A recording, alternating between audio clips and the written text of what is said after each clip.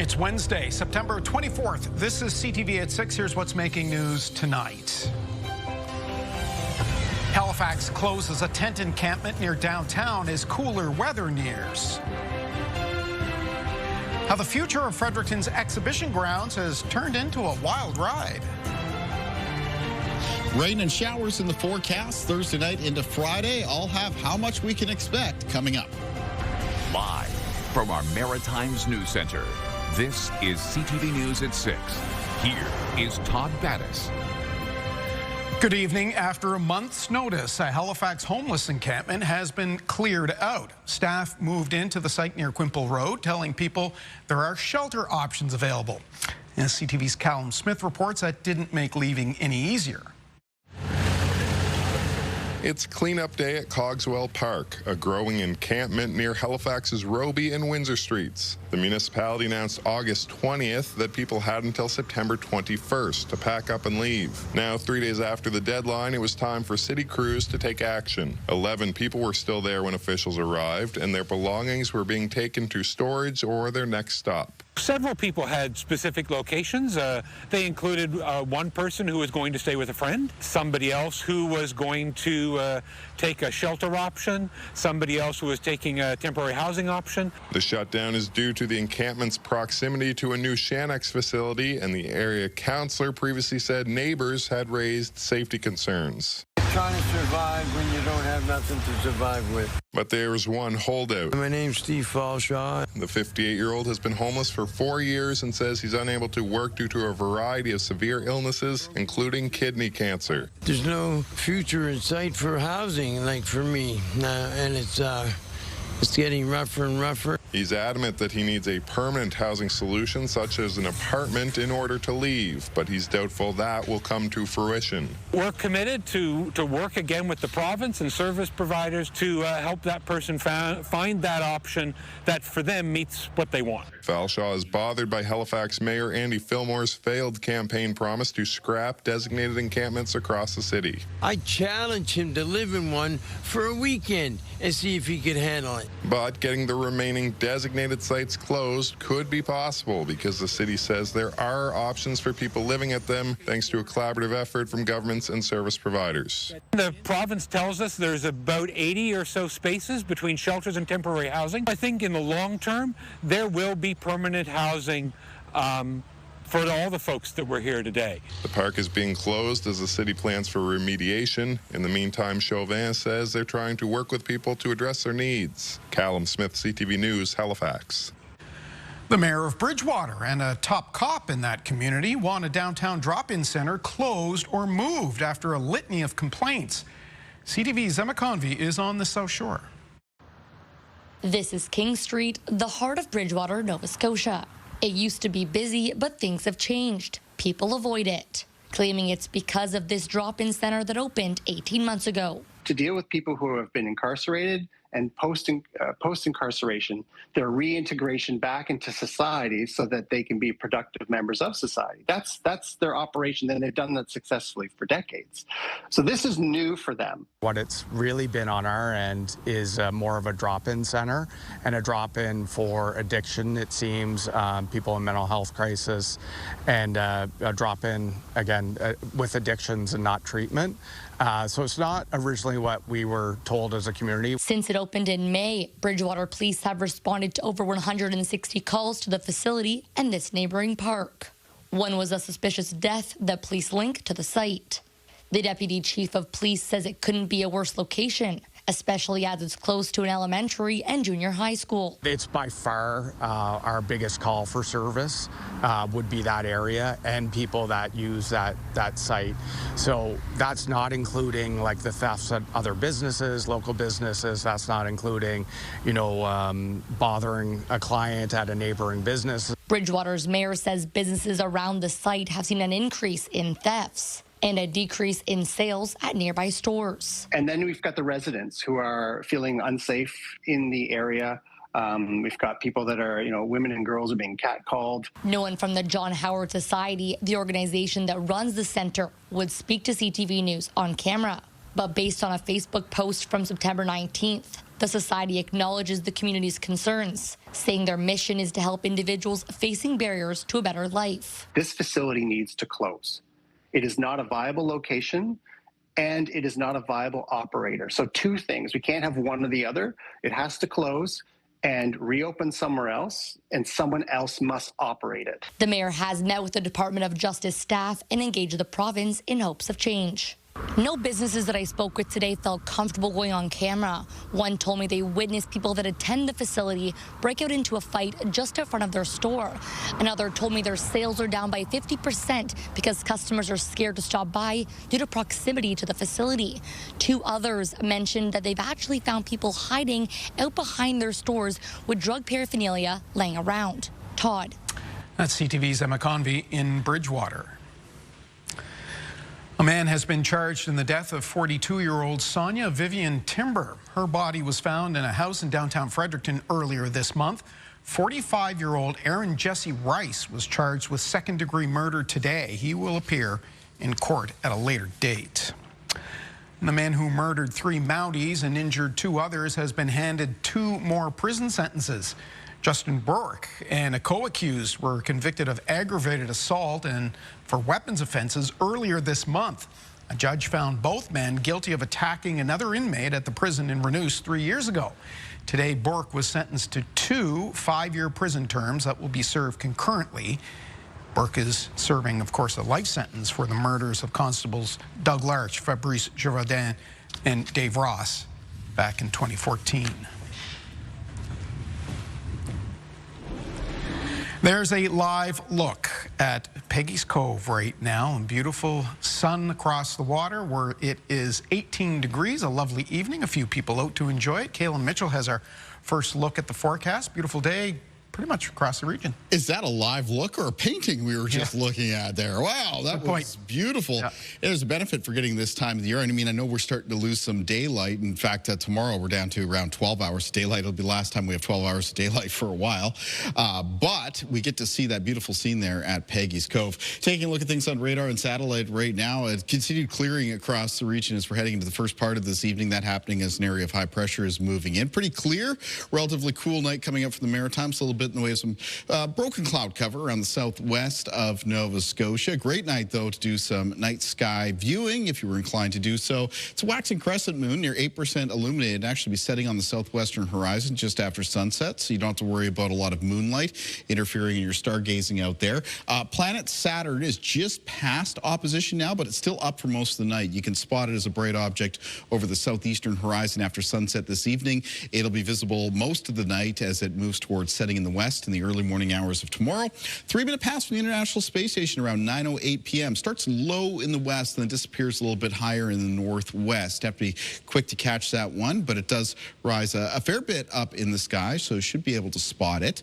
Want to bring you an update as well on what's happening with the tropical storms and hurricanes in the Atlantic. We have Hurricane Gabrielle continues to move off towards the east. The Azores Islands, as part of Portugal, are underneath a hurricane warning. Parts of the Azores get hurricane conditions late Thursday evening, extending into Friday morning before the remnants of that weather system go on to bring some rain to other parts of Portugal and Spain. And now we have tropical storm Umberto. And Umberto, over the next several days, is expected to make a meandering path up towards the northwest, taking into a position just south of Bermuda.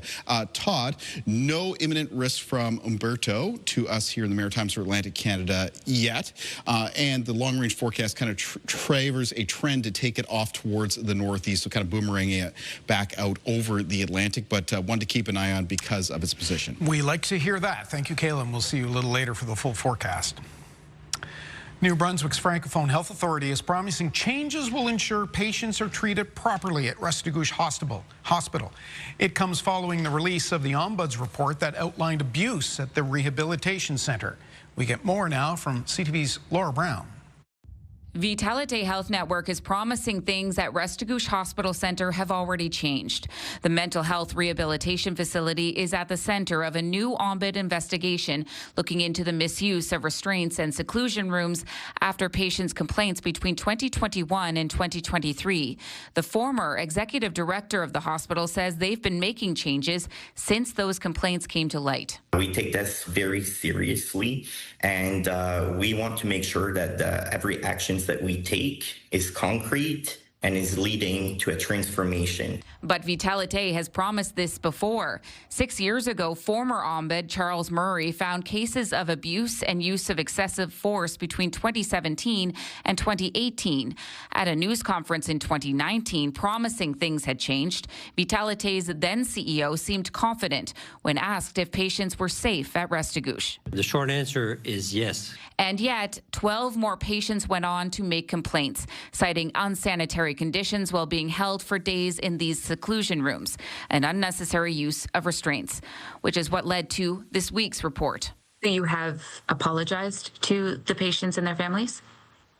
We have apologized to patients.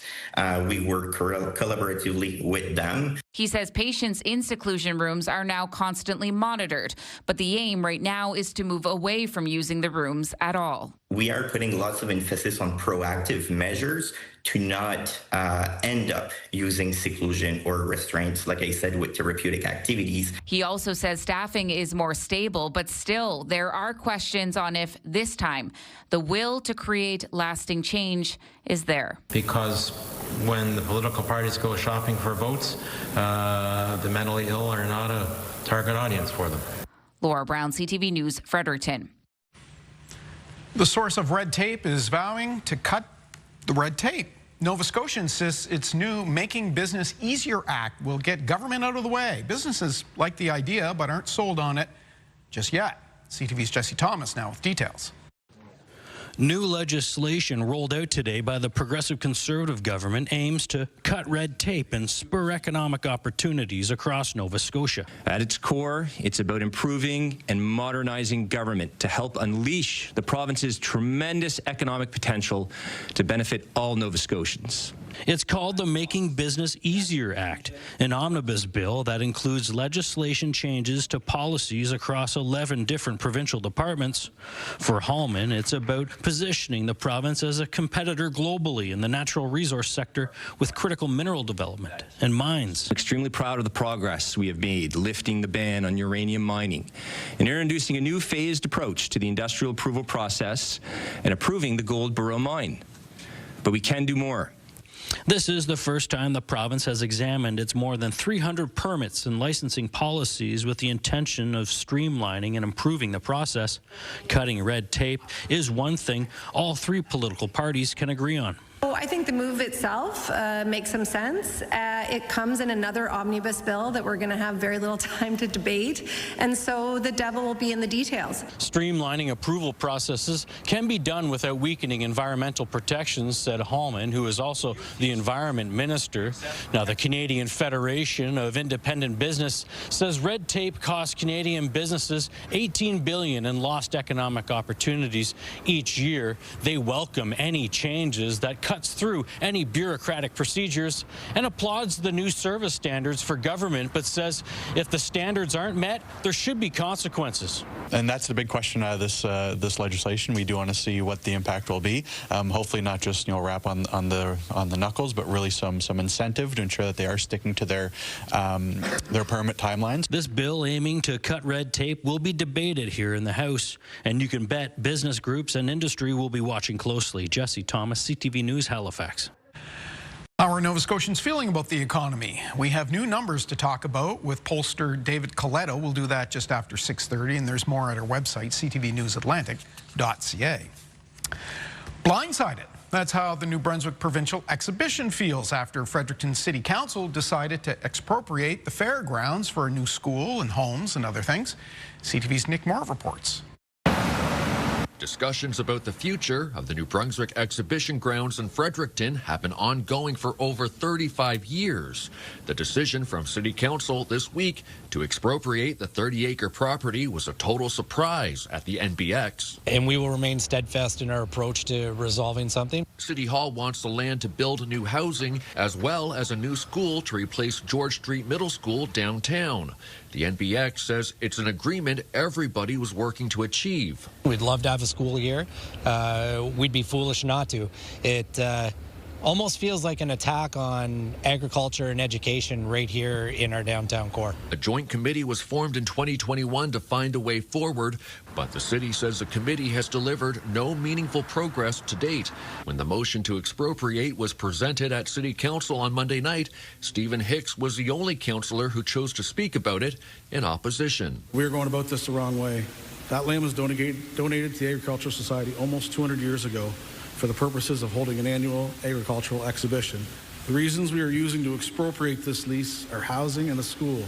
Those aren't even municipal responsibilities. In a statement, Fredericton Mayor Kate Rogers calls the decision a responsible one, which puts the needs of the community first. Yes, of course, in this day and age, people want things to hurry up and get done, but we have a right and a due diligence to our organization, to the hard-working volunteers behind the scenes, to make sure that the offer presented is fair and just so that everyone around the table wins. A statement from City Hall says the NBX will be compensated for the appraised fair market value of the lease. Nick Moore, CTV News, Fredericton. Thank you, Nick. Time for a break. Still to come, a mainly clear and cool September evening for the entire region. Kaylin has the forecast details. But next, money for guns. It's criminals. It's people that shouldn't own a firearm that have these firearms, not the law-abiding gun owners. Like, we are licensed, we are vetted. A federal buyback program for assault-style firearms is set to begin in Cape Breton. Why Cape Breton? We'll tell you next.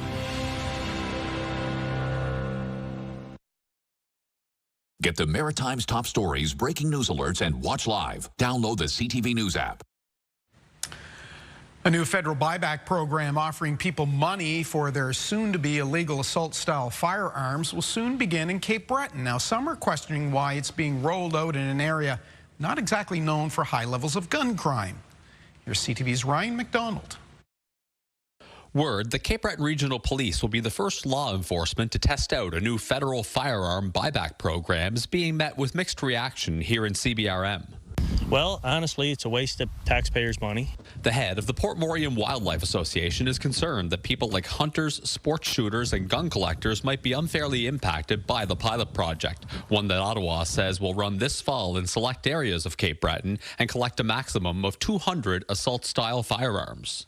It's criminals. It's people that shouldn't own a firearm that have these firearms, not the law-abiding gun owners. Like, we are licensed, we are vetted. At the Cape Breton Regional Police Service, we have the capacity and the expertise to safely collect, verify, and secure the prohibited firearms identified in our area so that the government can test the elements of this program. Though they have had some staffing challenges in recent years, Chief Robert Walsh said yesterday in Ottawa that his force can handle the gun buyback program with no impact to frontline service delivery. Program proponents added that it's not a matter of simply confiscating people's firearms. This program is really a way to help lawful gun owners stay in compliance with the law. We see this as giving them an opportunity to surrender what they are no longer allowed to possess. In a news release, the federal government says that participation in the program is voluntary and that firearms owners have to submit a declaration to be considered for compensation, though they add that individual gun owners must dispose of or permanently deactivate assault-style firearms by the end of the amnesty period in October or risk criminal liability. They were legal firearms when they got them. It's not the firearms that are causing the issues. The pilot project is expected to begin early next month and run for 6 weeks here in Cape Breton before being expanded nationwide. Ryan McDonald, CTV News, Sydney. Still to come, clouds rolling in tomorrow, followed by rain Thursday night. That sounds good, doesn't it? Kayla Mitchell with the details after this.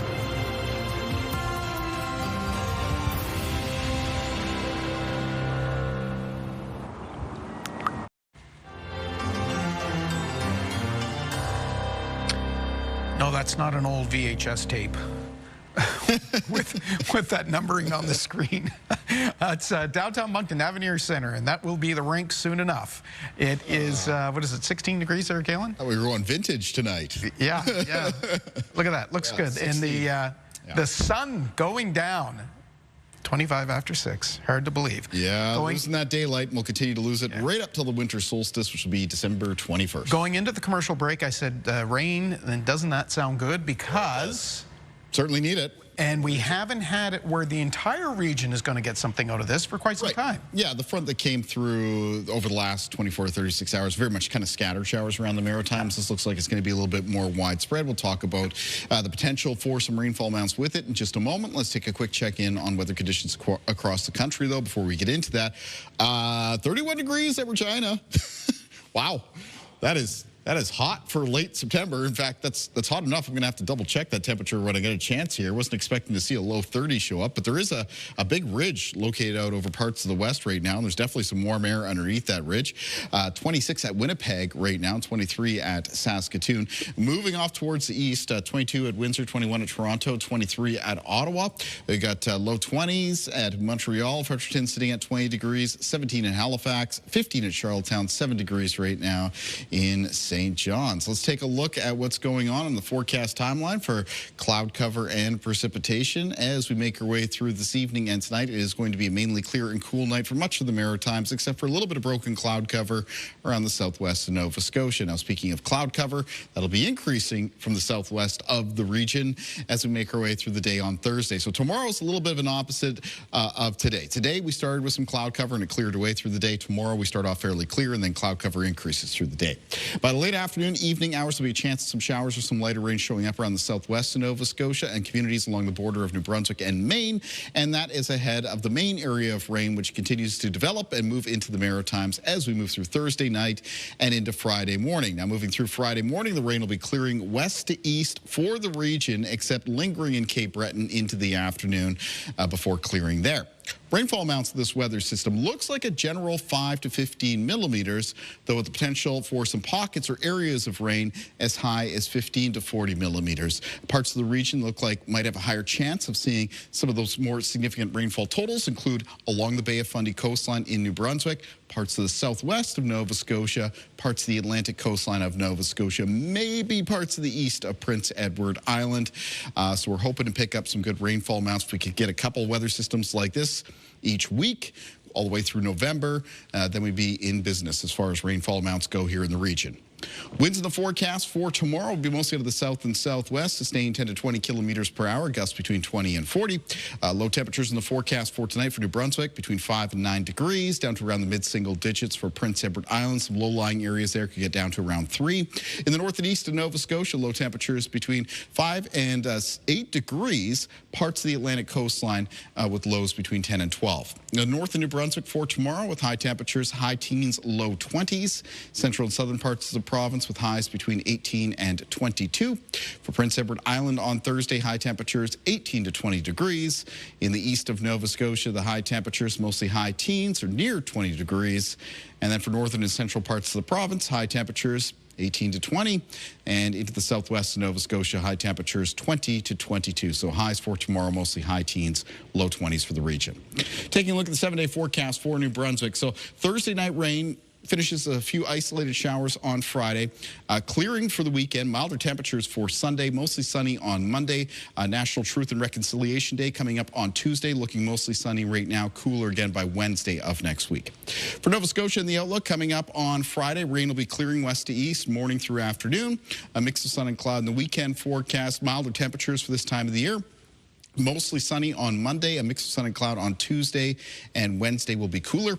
And for Prince Edward Island coming up on Friday, it's going to be isolated showers and behind the Thursday night rain, a mix of sun and cloud on Saturday, high near 20 on Sunday, mostly sunny on Monday, a mix of sun and cloud on Tuesday of next week, highs near 16 degrees, and a little bit cooler on Wednesday with a high near 14, Todd. Kaylin, I have it on good authority that your computer did not deceive you. It is, in fact, 31 degrees in the capital of Saskatchewan right now. Caught me off guard a little bit there. I was like, I need to look into that 30. That's pretty high. All right, we'll see you for the wake up at the end of the show. Next, we'll examine how Canadians are feeling about the state of the country and the upcoming budget. We're back in a moment.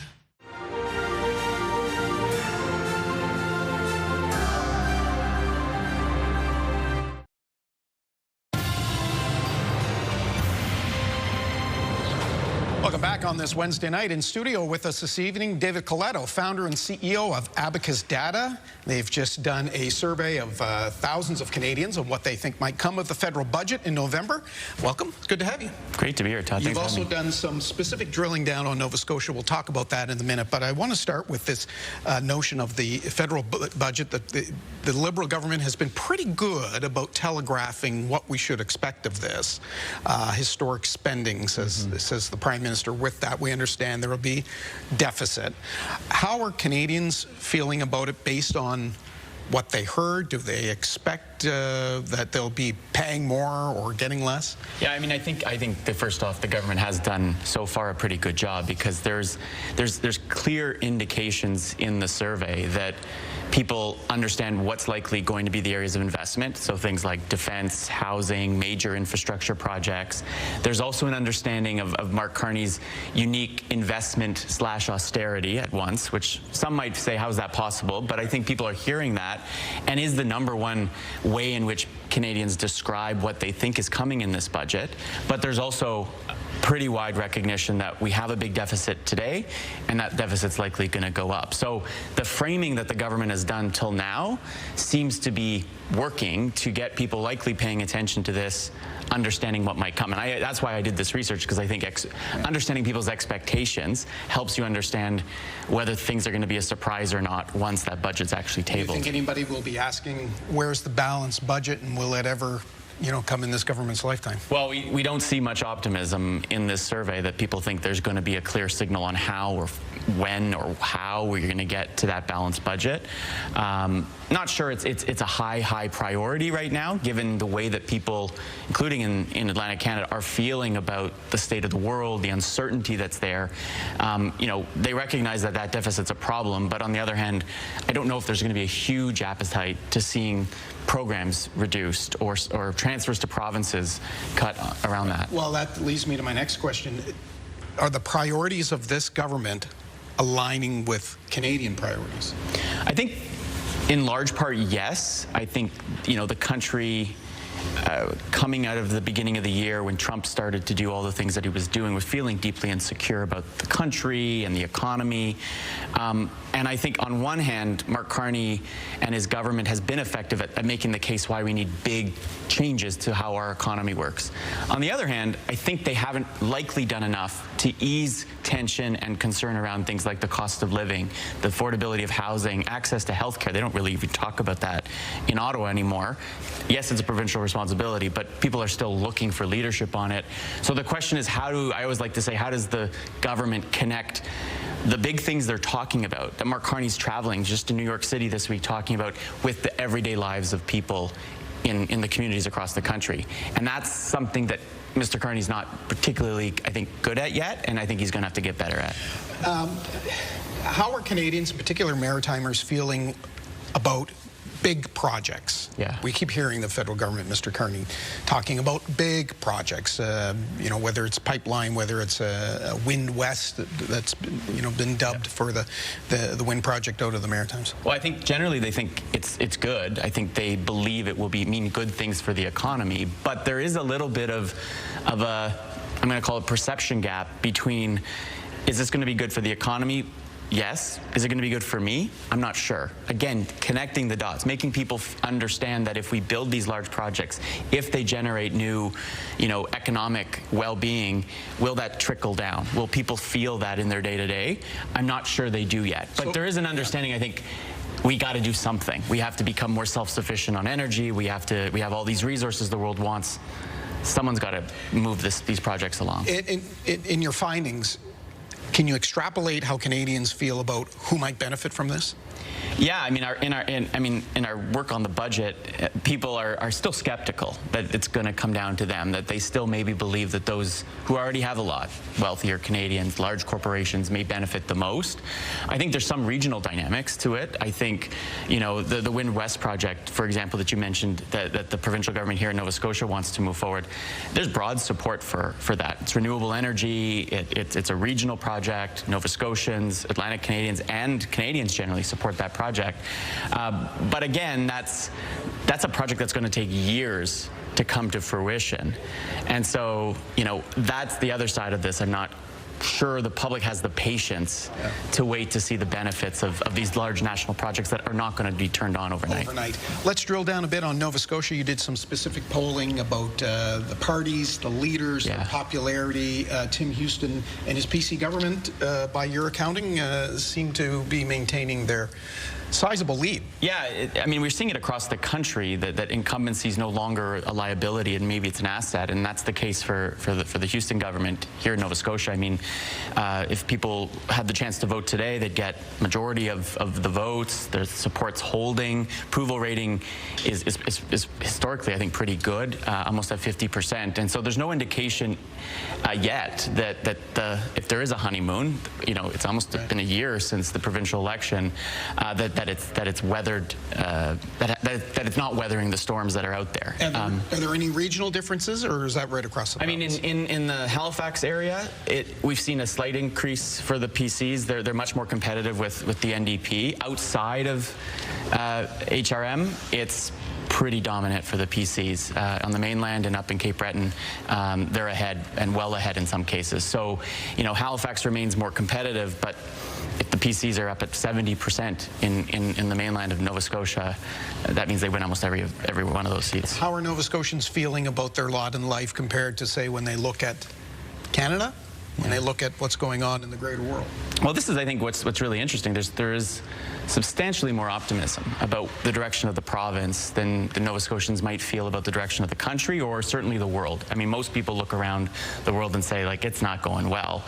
But more people feel like the province is headed in the right direction than not, which I think, if you think historically about the mood of this part of the country, this province, that wasn't always the case. So I do think part of the reason why this provincial government is right now popular and has the public support is because I think most people, not everybody, but most people feel a sense of momentum in the province, that there's some things happening, there's some energy here, and I think that's a difference than first in other parts of the country, where I do polling everywhere, and certainly in terms of how people feel about the general state of things. David Coletto, Abacus Data, I appreciate you coming in. It's interesting, as always, and we'll be talking to you again, no doubt. Thanks, Todd. We'll take a break. We're back in 2 minutes.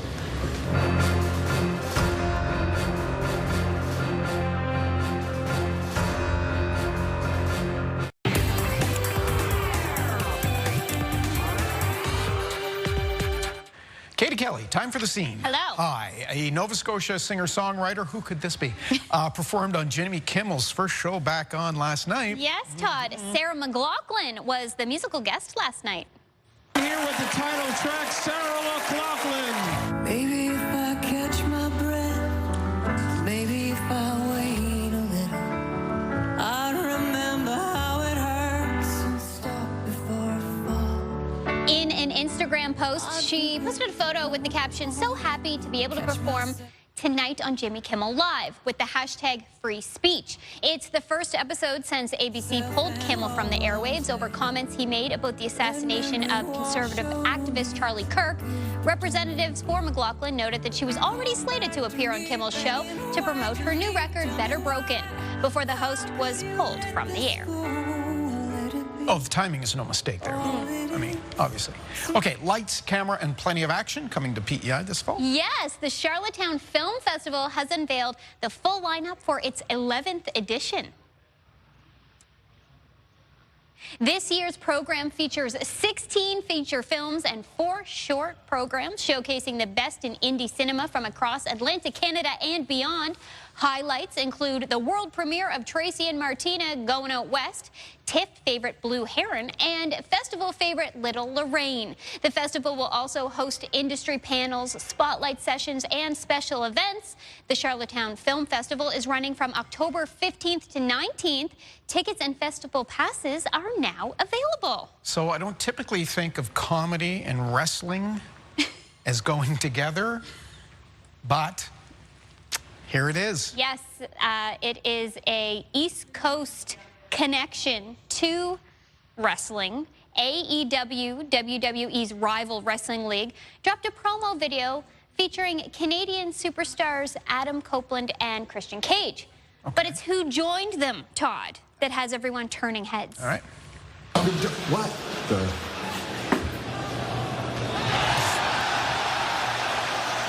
green bastard from parts unknown. Green bastard? None other than his green character, I'll say that, the wrestling alter ego of Bubbles from the Trailer Park Boys.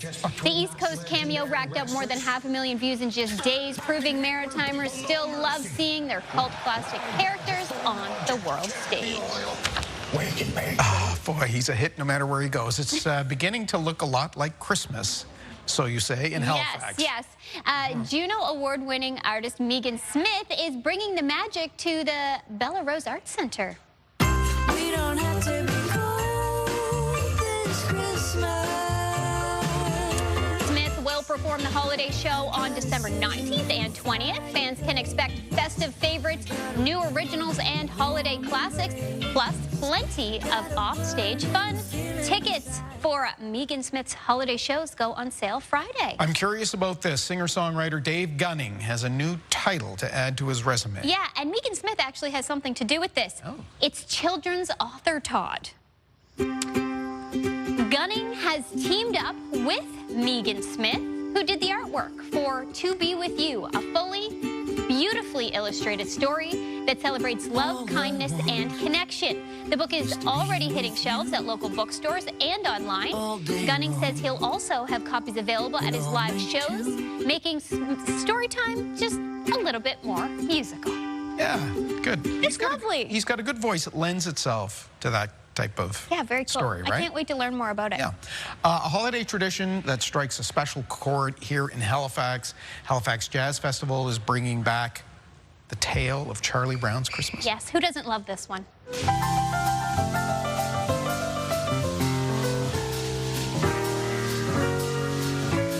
A live and interactive performance of the timeless soundtrack featuring the J. Anthony Grinelli Trio. So this is son of Jerry Grinelli, who is performing on screen now. He played drums on the original 1965 recording called Halifax Home for many years and kept this beloved music alive for new generations. You can catch this show featuring his son Friday, November 21st at the Stage at St. Andrews. So excited to have that back. So I saw this a number of years ago when Jerry decided to put it on, and he toured it around North America. A huge hit. It's one of the top-selling jazz albums, never mind Christmas jazz, but one of the top-selling jazz albums of all time. It should be, though, shouldn't it? So good. So amazing. Nice to see that back. Yeah. Okay, thank you. Thank you. We will see you tomorrow night, I'll be and here. we will see you in a couple of minutes.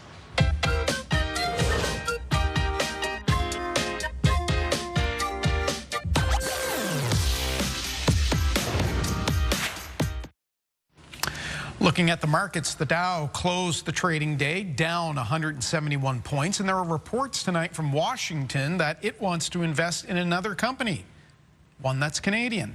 B&M Bloomberg's Marilla Fernandez has the details. The U.S. could take a stake in a Canadian mining company operating in the U.S. Lithium Americas is developing a copper mine in Nevada. The company's in the process of renegotiating a $2.3 billion U.S. loan from the U.S. Energy Department. As part of that, Washington may be considering taking a 10% stake in the company, like it recently did with Intel. Here's a look at how the trading day ended. The Canadian dollar down to $71.95. West Texas Intermediate up $1.40 to $64.81. Western Canadian Select is up over $1 to $51.70. And the TSX is down 58 points today. Those are your business headlines. I'm Marilla Fernandez. All right, Kaylin outside with one more look at the weather. Yeah, it's a beautiful September evening out here as we continue to see some clearing around the Maritimes. There's just only a few clouds left here that I can see in the sky above north end of Halifax. Let's take a look at a viewer picture for tonight.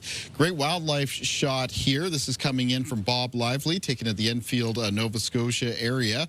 And while Bob sent in this great picture, he also noted he's been in the area for about 30 years, and this is the Shuby River we're looking at here, the deer are crossing. He noted that over that period of time, this is about the lowest he can remember that particular spot of the river being. We know we need the rain. Enfield for tomorrow is going to be increasing cloudiness through the day, high temperature near 20 degrees, but some rain and some showers in the forecast, maritime wide as we move through Thursday night into Friday. Day planner for tomorrow around the region. We start off in the morning either with some fairly clear conditions or just a little bit of high cloud cover beginning to move in from the west. Most morning temperatures will be around the mid to high single digits. And then heading into the afternoon, that cloud cover continues to increase. There'll be a low chance of showers showing up around the southwest of Nova Scotia and the westernmost areas of New Brunswick. And then later Thursday evening and Thursday night, that will be followed up by the rain and the showers that we talked about earlier in the program. Let's find out what's coming up tomorrow on Your Morning Atlantic. Thursday on Your Morning Atlantic, non-stop flights to the beautiful Bahamas. 2 new direct routes are about to launch in our region. We'll get all the details from our partners at Travel Zoo. Start your mornings with us Thursday on CTV2. And coming up here tomorrow at 6, putting government workers back on the front lines. Murphy's Logic looks at the increasing number of public servants in back offices and what changes Ottawa can make to better serve Canadians. That's tomorrow night at 6 o'clock. Finally for us this evening, a moose that fell into an abandoned well in northern Maine was pulled to safety today during an elaborate 5-hour rescue. A family in Pembroke, Maine discovered the moose looking out from a well that was about 3 meters deep. Now, Pembroke is about 30 kilometers south of the New Brunswick border. A biologist sedated the moose, then wardens put straps around it, lifted it out gingerly, and eventually the moose woke up, sauntered away, seemingly unfazed by the entire ordeal. And that is our look at the day here at home. Bruce Frisco is here at 11:30, and CTVNewsAtlantic.ca has updates anytime. I'm Todd Battis. I hope to see you right back here tomorrow night, 6 o'clock. Till then, have a good night.